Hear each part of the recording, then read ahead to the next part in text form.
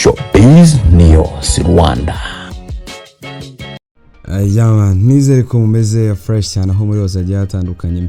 Ariakuru na Kevin KADE batashye ubukwe bwa Juma Jokes i Dar es Salaam, ndetse kandi MARiNA yavuze urukundo yigeze gukunda umusore umwe, ndetse kugeza n'uyu munsi ko bigoye kumureka ndetse akaba ataramwikura mu bwonko. Kuri ruhande DAViS yerekeje i Burayi mu bitaramo azahuramo na Dramati ndetse na DJ Neptune. Kugira ngo twinjire muri izi nkuru zombi gatanu kuri gatanu, nitwa Showbiz ni Showbiz News Rwanda. Ukore subscribe kandi tukandike muri comment witwa nde kandi uherereye muri izi nkuru zombi, igitekerezo cyawe ni iki he. Zituzanya kuri inkuru ya Ariakuru ndetse na Kevin KADE. Ariakuru na Kevin KADE kuri ngo bari muri Tanzania aho batashye ubukwe bwa Juma Jokes, bakaba bagira ibihe byiza rero mu mujyi wa Dar es Salaam nkuko babigaragaje mu mashusho yagiye hanze. Amashusho aba bombi bashyize hanze ni ayo mu kabyiniro baherereyemo cyangwa se kabereyemo ibirori byarekejwe ubu bukwe. Amashusho agaragaza Kevin KADE wari wasohokanye n'abarimo Abraham Dahori, umwe mu ba MC z'ibirori bigezweho muri Tanzania n'izindi nshuti ze. Ni mu gihe kandi Ariakuru we yarari kumwe na Livan ubona bahuje urugwiro. Uretse gusabana n'uyu muhanzi, Ariakuru agaragara anyanyagiza amadolari kuri Kevin KADE nawe wari waturutse i Kigali atashye ubukwe bwa Juma Jokes. Ariakuru rero usanzwe ari umukinnyi wa filimi, ni inshuti y'akadasohoka ya Juma Jokes, ari nayo mpamvu yamutahiye ubukwe bwabereye muri Tanzania. Kevin KADE rero yari amaze iminsi ari muri Uganda aho yari yagiye gushyigikira The Ben mu gitaramo cye. Yahise rero akomeza muri Tanzania ajya gutaha ubukwe bw'inshuti ye Juma Jokes. Juma Jokes rero umaze iminsi abica bigacika ku mbuga nkoranyambaga kubera uruhererekane rw'ibirori by'ubukwe bwe. Mu minsi ishize yavuze ko yifuzaga kubukora mu Rwanda aho yahuriye n'umugore we bwa mbere, ariko ntabwo byigeze bikunda. Urukundo rero rwa Priscilla na Juma Jokes rwatangiriye i Kigali mu Rwanda ubwo aba bombi bari bahahuriye bari mu rugendo rw'akazi. Muri 2024 nibwo Juma Jokes yerekanye umukobwa nk'uwo yihebeye nyuma yaho atandukanye na Karen Bajuru bahoze bakundana. Juma Jokes rero ari mu manzi bagezwe muri Tanzania n'umukinnyi wa filimi w'umunyanigeria Priscilla Ajoke Ojo. Bakoreye ubukwe bwabo hariya nyine n'ubundi bagiye babukorera muri Nigeria. Bakora ubukwe bw'agatangazo kwa 17 Mata 2025. Icyakora babuherekesha ibindi birori biri no mu byabereye muri Tanzania kwa 29 Gicurasi 2025. Nukuvuga ngo ni ubukwe bwabaye ariko bukagenda bugira ibirori byinshi bigiye bitandukanye, ama series y'ibirori kandi abera ahantu hagiye hatandukanye. Nagiye mubibona rero Ariakuru ndetse na Kevin KADE mu mashusho yabo bameze fresh cyane. Ariko nanone mbere yuko mvuga kuri DAViS, mite mvuga kuri inkuru ya MARiNA yo ndayivuga nitonze cyane. Ingabire MARiNA de Bor MARiNA yahishuye ko bwa mbere mu buryo burambuye yigeze kubaho imyaka 4 mu rukundo n'umusore wamusize ari injishi y'imitima, ku buryo avuga ko yabaye nk'uwazinutswe urukundo bitewe n'uwo musore. Mu kiganiro cyihariye yagiranye n'abanyamakuru n'ubundi kuri ku miyoboro y'igitandukanye itangaza amakuru, MARiNA yavuze ko uwo musore nubwo atigeze amushyira mu majwi yamukundaga bikomeye. Yagize ati namukundaga byanyabyo, ni nkaho aribwo bwa mbere nari nkundanye kuva nakura. MARiNA yatangaje ko nubwo yaje gukomerekeramo ataratunguwe n'imico mibi y'uyu musore. Ati ndatangiye mbona ko ari umunyamanyanga kuva ku munsi wa mbere, ariko sinzi ikintu cyatumaga ntabivamo. Iyo mbitekereje mba numva nasara. Yemeje ko inshuti ze zakomeje kumugira inama yo kumureka, ariko ku mpamvu atazi yarazirengagizaga. Akagira ati uko bwacyaga nuko bwiraga nahoraga mvuga ngo mbivuyemo, ariko zimbivemo. Nashidutse rero mbona imyaka 4 ishize ndi kumwe n'uyu motipe. Byarangiye rero bikomeye, byari bikurenza ibyo ngibyo. MARiNA yavuze ko yatandukanye n'uriya musore uburyo bwamusigiye bikomere, ibintu yise experience mbi cyangwa se experience mbi. Wifuza kumenya ngo uyu musore ninde? Uyu musore MARiNA yasareye bigeze ku rwego ninde rero ngo byatumye n'ungubu yaragize ubwa bwo gusubira mu rukundo. Avuga ko yabivuyemo nabi kuko byari bibi, ibintu utakiyumvisha.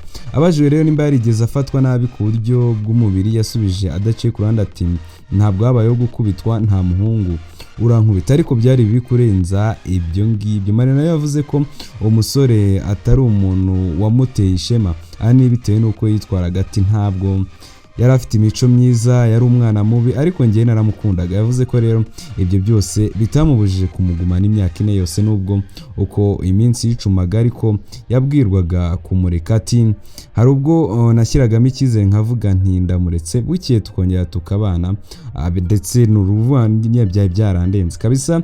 Rero MARiNA uherutse gusohora indirimbo cya yise Ndarahira yavuze ko nyuma y'ibyo byose yahisemo guhagarika urukundo mu gihe gitoya kugira ngo abanze yitekeza. Ati rero ibyo by'urukundo si ibintu byanjye, ubundi kwitekerezaho sinshaka umukunzi, ariko umunsi nashatse umusore w'inzozi zanjye n'ufite umutima mwiza, ubumuntu n'urukundo rw'Imana.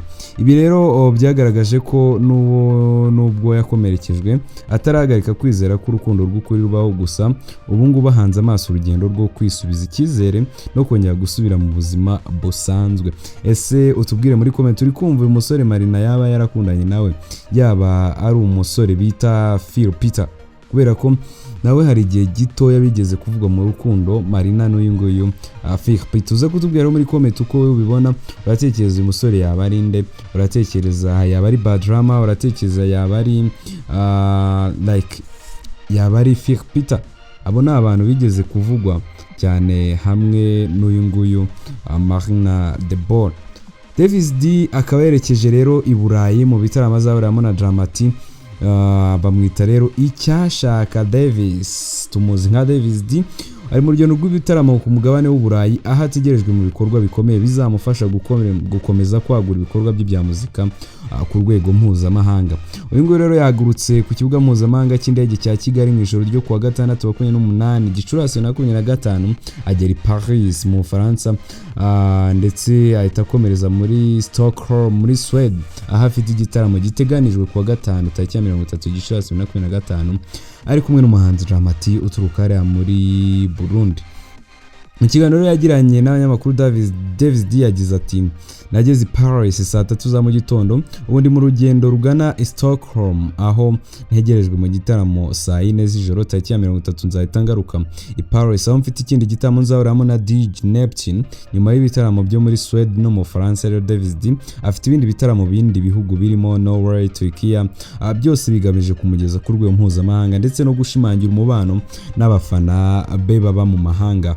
Amagambo n'ubundi akomeza agira ati ibitaramo ni amahirwe akomeye ku muziki wanjye, binamfasha kubona amafaranga cyangwa se abafana bashya, kunoza imikoranire n'abandi bahanzi ndetse n'abatunganya umuziki mpuzamahanga. Ibitaramo rero mpuzamahanga bifasha abahanzi nyarwanda kwagura izina no kumenyekanisha ibihangano byabo ku soko ryagutse ku ruhando mpuzamahanga, guhuza n'abafana babo bo hanze cyane cyane abanyarwanda baba mu mahanga nyine n'abakunzi b'umuziki wa Afrika. Harimo kandi gushaka amahirwe y'imikoranire n'abandi bahanzi, abanyamakuru, abategura ibitaramo n'abashoramari mu muziki, ndetse no kongera agaciro izina ry'umuhanzi binamufasha kwinjira mu marushanwa n'ibitaramo bikomeye ku rwego rw'isi. DAViS D rero uri mu bahanzi b'abanyarwanda bagaragaje umuvuduko mu rugendo rwabo rwa muzika. Yamenyekanye cyane mu ndirimbo nka Biryogo, Micro, Itara, Pose n'izindi zakunzwe cyane mu Rwanda no hanze yarwo. Se wamumenye ku indirimbo, wamukundiye kuyihe indirimbo? Mu minsi ishize rero yakoze indirimbo yakoranye n'amarimo Roda, Melissa Plan P, igikorwa cyamufunguriye amarembo mu bindi bikorwa byagutse, ndetse kuri ubu bakaba ameze fresh cyane nubwo muri no minsi nta hit za danje arimo arakora cyane nk'izo yakubise mu myaka yatambutse. Then urukundo rwa Juma Jokes na Priscilla twarimo tubivugaho kare, ariko nyine let's be back for a while. Tugaruke gato turebe ngo bimeze bite. Juma Jokes rero yahise atangira ntangirire he inkuru yabora. Urukundo rwa Juma Jokes na Priscilla rwavuze bwa mbere mu mpera za 2023 nyuma yo guhura mu birori byabereye Zanzibar byari byateguwe n'inshuti yabo isanzwe ikora mu ruganda rw'imideli ndetse nyuma baza kongera guhura mu Rwanda bari mu bikorwa by'akazi. Ubukwe bwabo rero bwatangiriye ku muhango w'umuryango wabereye muri Tanzania bukurikirwa n'ubukwe bwemewe n'amategeko i Lagos muri Nigeria kwa 13 Gashyantare, umunsi umwe mbere ya Saint Valentin. Ibirori byitabiriwe n'ibyamamare birimo nka Chioma, God Hair, Ten Abraham na Eniolua. Mu kwezi kwa Mata rero habaye ubukwe bwa gakondo bwabereye muri Nigeria. Kugeza kuri uyu munsi rero bacyarimo barakora, nabyita nimba ari ubukwe, baracyagaragaza baracyaenjoyinga ibirori byabo byo baracyabyinjoyinga uko byanyera kose. Urukundo rero rwabo ni urukundo rushobora kuba ari urugero ku bantu benshi cyane. Ubukwe bwabo rero bwatangiriye ku muhango w'umuryango nk'uko nabivuze. Mu kwezi kwa Mata rero habaye ubukwe bwa gakondo, ibi nabyo twabibonyeho. Ubukwe bwabo kandi bwasoje ku wa 4 tariki ya 28 Gicurasi 2025 muri Tanzania, bahuzwa n'ibitaramo n'ibirori by'ubukwe byari bimaze ibyumweru. Rero mu ifoto yashyizwe kuri Instagram na Priscilla, aba bombi bari bambaye imyambaro isa, bafite akanyamuneza mu maso, aho yanditse ati ubuziraherezo hamwe n'umukunzi wanjye. Ubukwe bwabo rero bwakurikiranwe cyane ku mbuga nkoranyambaga, abantu benshi bashima uburyo bwateguwe, imyambarire n'igitinyiro bwabo bufite, ndetse bifatwa nk'ikimenyetso cy'ubumwe hagati ya Nigeria ndetse na Tanzania. Hari harimo ibyamamare bigiye bitandukanye. Uwo munsi nyine wo kuwa 4 hari harimo Diamond Platnumz, yari ahari muri Diamond Platnumz wakoranye indirimbo na Juma Jokes, nawe yari yitabiriye ubukwe bwe ashagaye mu buryo budasanzwe. Ndetse kandi umunyamideli akaba n'umukinnyi wa filimi Isimbi Alliance wamamaye ntare yakuru, nawe yaserutse mu bukwe bwa Juma Jokes na Priscilla kuri wa 5 tariki ya 28 Gicurasi 2024. Ari yakuru kandi amaze mu gihugu cya Tanzania, amaze kwitabira ubukwe ndetse yitabira ibitaramo byinshi bigiye bitandukanye. Ndetse hari n'undi bita Bahati wo muri Tanzania mu basore bambariye Juma Jokes mu bukwe bwe n'umukunzi we, tukabona no bita Zucu nawe yari ahari. Anyway, ubwo se hari ikindi kidasanzwe cyabereyemo. Ikindi ni Abanyarwanda. Showbiz News Rwanda.